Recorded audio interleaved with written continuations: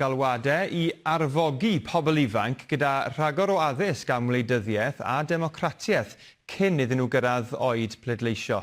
Dyma Allai'r. Ydy, mae'n gyfnod etholiad, ond mae hi hefyd yn gyfnod arholiadau.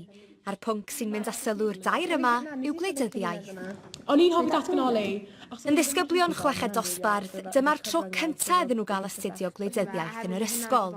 Rhywbeth mae nhw am ei weld yn newid. Dwi'n nabod digon o pobl ifanc sydd efo llawer o ddiddordeb mewn gwleidyddiaeth, sydd jyst erioed cael y cyfle i addysgu amdano fe. Os dyn ni'n mynd i all gwleidyddiaeth, wedyn dim gwleidyddion yn y dyfodol sy'n gallu gwneud penderfyniadau call. Ni'n astudio ideoleg gwleidyddol yn blwyddyn tara ddeg, a fi'n meddwl bod hwnna wedi gwneud i fi ddeall yn well polisïau, pleidiau a be maen nhw'n sôn am. Ar drothwy'r etholiad cyffredinol, mae cael pobl ifanc i bleidleisio yn bwysicach nag erioed. Ac yn yr etholiad diwetha, roedd 4.3 miliwn o bobl ifanc rhwng 18 a 24 oed heb gofrestru i bleidleisio. Mae Plaid Cymru felly am weld pob disgybl ym mhob ysgol a choleg yng Nghymru yn cael addysg cyson am wleidyddiaeth.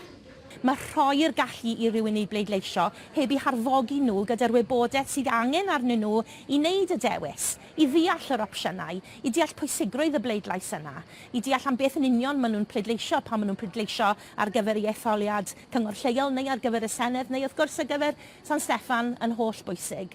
Felly dwi'n meddwl bydd hyn yn cyfrannu, dwi'n gobeithio, at sicrhau bod mwy o bobl ifanc yn cymryd diddordeb ac yn cymryd rhan yn y broses ddemocrataidd.